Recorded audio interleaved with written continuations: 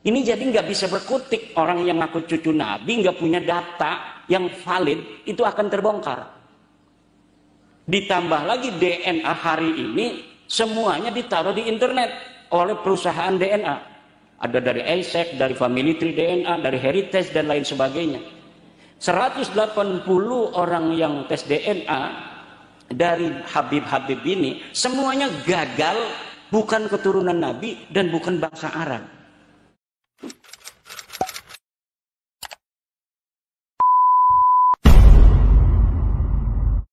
Dan ini ilmiah. Jadi bukan hoak. Kalau hoak nggak boleh kita ngomong masalah ini, sesuatu yang belum jelas kemudian kita ungkapkan. Karena ada sebuah ungkapan para ulama yang bagi likulli ahadin ayyakuna lahu khiratun fi hadan nasabis syarifi hatta la yantasiba ilai ahadun illa bihaqqin. Tidaklah boleh, atau yang bagi seharusnya bagi setiap orang mempunyai kepedulian terhadap nasabnya Rasulullah dan keturunannya, agar tidak sembarang orang bisa untuk mengaku sebagai keturunan Nabi.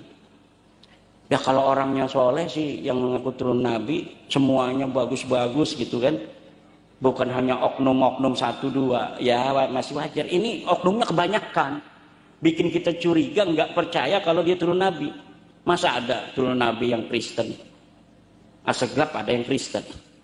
Kemarin di Jepara Al-Habsyi 31 anak-anak diperkosa. Kemarin di Jombang jadi pengedar narkoba. Di Bekasi Al-Atas tatonya satu badan. Di Banyuwangi bunuhin orang jamaahnya. Bin Yahya di Cirebon merkosa istri orang di Majelis Taklim. Astagfirullah. Lah ini yang begini-begini ini, apakah kita membiarkan orang membawa-bawa nama Nabi kemudian memalukan nama Nabi itu sendiri? Wajib hukumnya bapak-bapak. Wajib hukumnya. Wajib apa? Wajib memberitahu kepada orang lain bahwa dia bukan cucu turun Nabi. Agar apa? Agar nama Nabi tidak disematkan pada orang model begitu. Karena terlalu banyak oknumnya. Yang satu caci maki para kiai, caci maki ulama, caci maki polisi, caci maki para pejabat. Nah, RT itu pangkatnya tinggi loh. RT itu mengepalai 40 keluarga. Dia bukan RT acan, berani mencaci maki seorang jenderal. Dalam ilmu sosial antropologi ini nggak masuk akal. Tapi kenapa terjadi? Dia merasa lebih tinggi dari sisi spiritual yang dimanipulasi itu. Dan ini yang kita harus potong. Agar saudara-saudara kita tidak dieksploitasi oleh oknum-oknum yang mengaku sebagai keturunan Nabi. Padahal dia tidak ada ikatan sama sekali dengan Rasulullah. Ini bahaya. Kalau misalnya 99% orang bohong nasab ini, itu selalu berbuat baik. Setiap ketemu orang, ketemu Pak TNI kasih duit 5 juta nih buat beli sepatu baru, ya kan? Ketemu polisi ini beli peluitan 5 juta, ketemu kiai ini buat beli BHS. Nah yang begitu itu udah suruh malsuin juga nggak apa-apa. Membawa nama besar Rasulullah semakin hebat. Ya Rasul, orang yang mengaku cucumu ini luar biasa, sudah kami dicerahkan dengan Islam yang dibawa oleh engkau. Kamu punya anak cucu yang ngasih duit melulu begini. Kan itu membawa nama besar. Lah ini beda. Bawa nama Nabi, datang ke Gus Wildan, minta duit, dikasih uang sedikit, marah-marah. Ini tadi baru ngobrol dengan Gus Wildan. Iya kan, ini contoh ini fakta. Kan ada fakta, ada teori, ada hukum. Ini fakta loh. Sudah jadi teori, bahkan sudah jadi hukum. Bahwa mereka selalu membawa-bawa nama Nabi untuk mengeksploitasi orang yang masih percaya kepada dia bahwa turun Nabi, untuk diambil manfaatnya, baik secara materi maupun secara rohani. Secara rohani, kamu nggak dapat syafaat kalau nggak ikut aneh. Begitu. Nah ini yang harus dipotong. Wajib bagi semua ulama untuk memagari umatnya agar tidak dibodohi oleh orang-orang yang mengaku-ngaku keturunan Nabi padahal dirinya tidak ada sama sekali kaitan dengan baginda Nabi. Nah, PWILS ini mohon maaf Pak polisi dibentuk bukan dalam rangka untuk membuat kerja Pak Polisi semakin sibuk, bukan. Kami ingin mempunyai andil dalam kehidupan kami untuk memberi pencerahan terhadap masyarakat kami, terutama warga NU. Karena yang percaya akan penghormatan terhadap keturunan Nabi itu hanya orang NU. Orang Muhammadiyah itu sudah agak modern. Turunan Nabi atau bukan, tidak punya prestasi dalam hidupnya, tidak wajib dihormati. Memang itu ajaran Islamnya asli. Kalau ajaran NU ini ajaran yang ada tasawufnya. Jadi ada nilai lebih tasawuf, dan ini dimanfaatkan. Karena tidak ada dalil satupun dalam Al-Quran, tidak ada dalil satupun dalam Al-Hadis yang mewajibkan umat Islam untuk menghormati keturunan Nabi. Tidak ada. Yang ada itu adalah menghormati ahli baitnya Nabi, keluarga Nabi yang ada pada masanya. Siapa dia? Sayyidina Ali, Sayyidina Fatimah, Sayyidina Hasan, Sayyidina Husain. Ini wajib dicintai, baik oleh orang yang ada pada masanya maupun oleh kita yang ada di hari ini. Kenapa? Karena di hari ini pun banyak orang yang mencaci 4 orang ini. Kenapa? Ajaran daripada konstelasi politik masa lalu yang kemudian menjadi ideologi ajaran kepada merambah kepada ideologis. Jadi bukan hanya tentang politik di masa lalu yang berseberangan, kemudian menjadi dogma ajaran agama. Dari orang-orang Wahabi lebih mengutamakan Sayyidina Abu Bakar, Umar, Utsman. Dari orang Syiah lebih mengutamakan Sayyidina Ali, menantu Nabi dan keluarga Nabi. Nah, dogma ini kemudian sampai saat ini melahirkan Wahabi, di sini melahirkan Syiah. NU ada di tengah-tengah. Ahlussunnah wal Jamaah Asy'ariyah mencintai keluarga Nabi dan menghormati para sahabat Nabi. Nah, dari konteks mencintai keluarga Nabi, ada yang menafsiri keturunannya pun masuk ke dalam keluarga Nabi.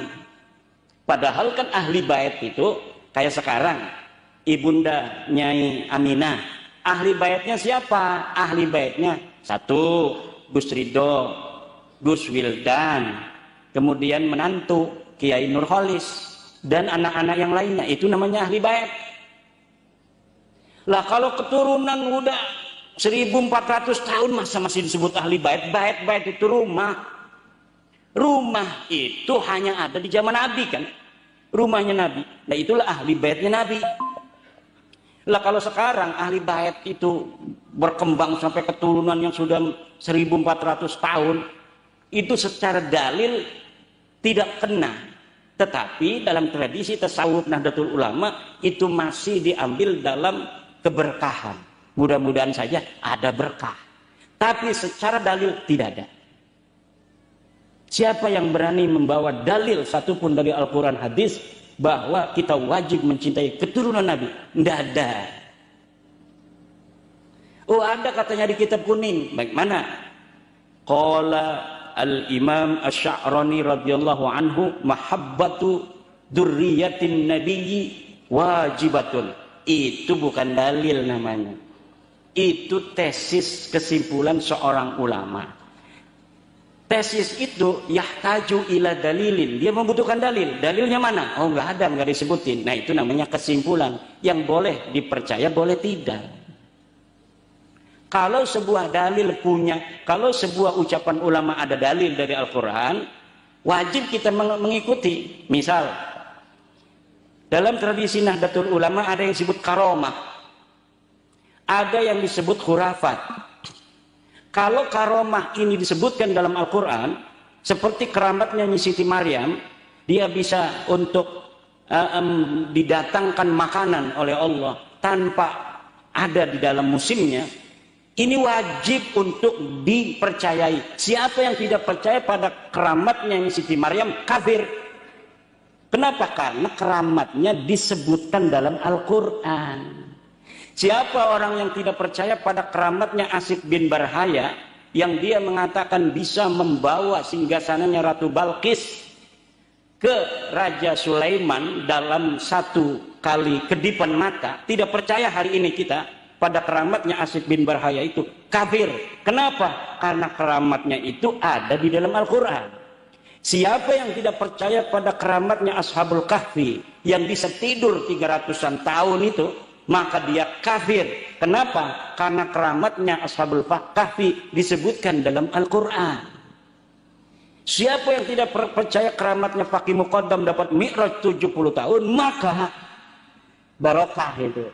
Kenapa? Karena keramat itu bukan keramat, namanya khurafat.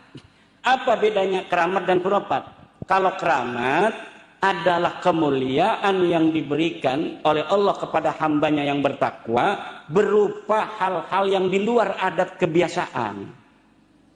Biasanya yang namanya telur bisa matang kalau digoreng. Ini dikasih sama kiai kita, baru keluar dari bebek, diambil, makan.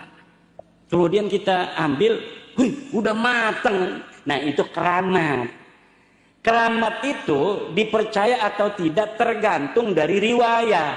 Keramat bisa dipercaya atau tidak tergantung dari riwayat. Kalau riwayatnya ini terpercaya, baru satu generasi misalnya, yang ngelihat juga banyak orang mutawatir begini. Misalnya, saya lagi ceramah. Setelah saya lagi ceramah, saya ini jampe ini aqua ditumpahin ke gelasnya Kiai Ridho. Semua orang menyaksikan, jalan sendiri nih ya. Ding ding ding ding ini semut gitu. Nah itu disaksikan orang banyak. Ini ribuan yang hadir, belum yang di belakang yang pakai layar. Nah ini mutawatir, ini qat'i. Orang yang tidak mempercayainya itu mukabarah. Orang yang melawan kebenaran karena riwayatnya qat'i. Tapi kalau keramat-keramat atau bukan keramat, nggak boleh kita bilang keramat. Kurapat-kurapat yang sering kita lihat di YouTube dari Ba'lawi, bahwa kakeknya bisa mi'raj 70 kali ke langit. Dari mana tahunnya? Siapa yang meriwayatkan? Oh, dalam kitabnya Ali Asakron, ada di abad 9 Hijriah. Faqih Muqaddamnya ada di abad berapa? Oh, dia meninggal 653 Hijriah. Berapa ratus tahun jangkanya antara Faqih Muqaddam dan Ali Asakron, orang yang pertama mencatatnya? Oh sekian ratus tahun, 300-an tahun misalnya. Lalu dari mana Ali Asakran mendapat riwayat itu? Dia tidak menyebutkannya. Pokoknya kita wajib percaya, nggak bisa. Itu namanya dusta. Itu bukan cerita keramat. Itu namanya khurafat. Apa? Khurafat itu.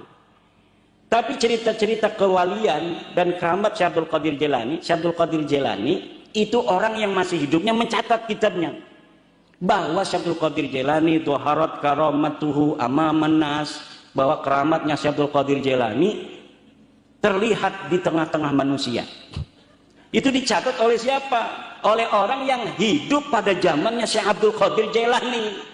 Nah kalau oleh orang yang hidup pada masanya, seperti saya hidup dengan Abu Yadim Nyati, saya pernah melihat keramatnya Abu Yadim Nyati. Saya menulis dalam kitab saya. Itu namanya bukti sezaman yang tidak perlu riwayat lagi, karena saya bertemu dengan Abu Yadim Nyati.